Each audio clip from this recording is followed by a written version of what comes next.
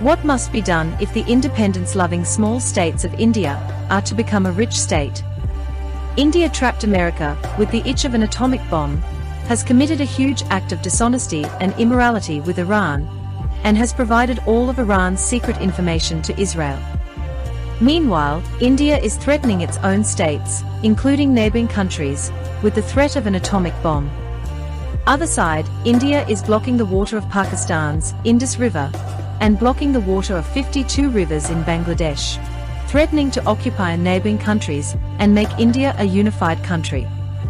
India should be brought out of this dishonesty and grandstanding.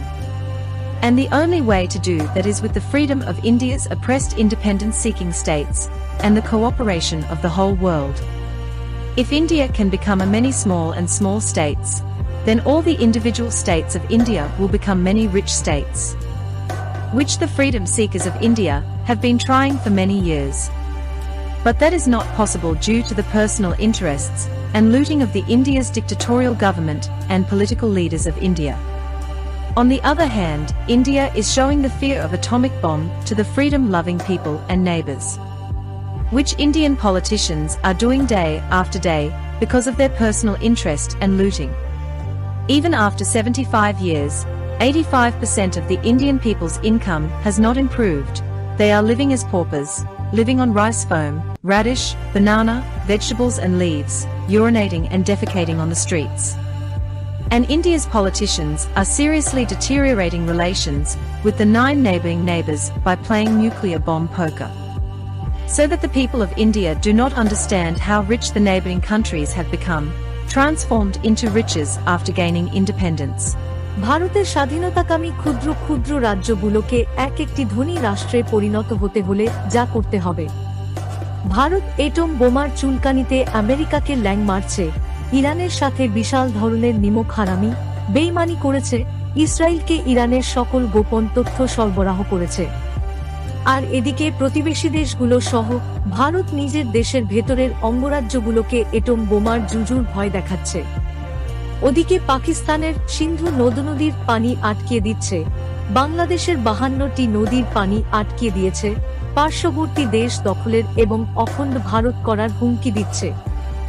এসব বেইমানি এবং দাদাগিরি থেকে ভারতকে বের করে আনতে হবে, এবং তা করতে হলে একমাত্র পথ ভারতের নিপীড়িত, নির্যাতিত স্বাধীনতাকামী রাজ্যগুলোর তড়িৎ স্বাধীনতা এবং সারা বিশ্বের সহযোগিতা।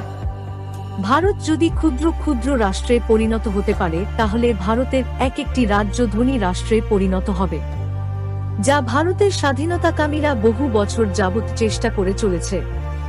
কিন্তু ভারতের স্বৈরাচারী সরকার ও রাজনৈতিক নেতাদের ব্যক্তিগত স্বার্থ ও লুটপাটের কারণে সেটা সম্ভব হচ্ছে না। অন্যদিকে ভারত স্বাধীনতাকামী জনগণদের ও প্রতিবেশীদের দেখাচ্ছে এটম বোমার জুজুর ভয়, যা ভারতের রাজনীতিবিদেরা তাদের ব্যক্তিগত স্বার্থ এবং লুটপাটের কারণে দিনের পর দিন করে চলেছে। এখনো 75 বছর পরেও ভারতের 85% মানুষের আয় উন্নতি বাড়ে নাই, ফকিরি জীবন ধারণ করছে, ভাতের ফ্যান, মূলা কলা, শাকপাতা খেয়ে জীবন ধারণ করছে, রাস্তাঘাটে প্রস্রাব পায়খানা করছে।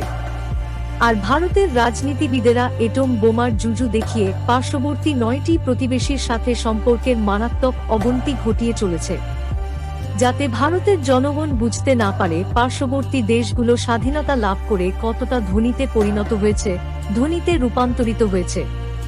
শুধু এটম বোমার বাহাদুরিটাই সবকিছু নয়, আমাদের দরকার চীন, পাকিস্তান, আমেরিকা, তুরস্কের সাথে বন্ধুত্ব এবং নতুন চতুর্থ ও পঞ্চম প্রজন্মের অস্ত্রশস্ত্র ও বিমান সংগ্রহ করা, দেশের ভিতরের শত্রু, ভারতের দালাল, মির্জাফর, বেইমানদের চিরতরে শেষ করে দেয়া এবং ভারতের মধ্যে যে সকল রাজ্যগুলো স্বাধীনতার জন্য উন্মুখ হয়ে আছে, স্বাধীনতাকামী রাজ্যগুলো রয়েছে, তাদেরকে চীন, পাকিস্তান, আমেরিকা, বাংলাদেশ, মিয়ানমার, তুরস্ক সহ সকল দেশগুলোকে সাহায্য করা উচিত, যেভাবে বাংলাদেশের স্বাধীনতায় সারা বিশ্ব সাপোর্ট দিয়েছিল।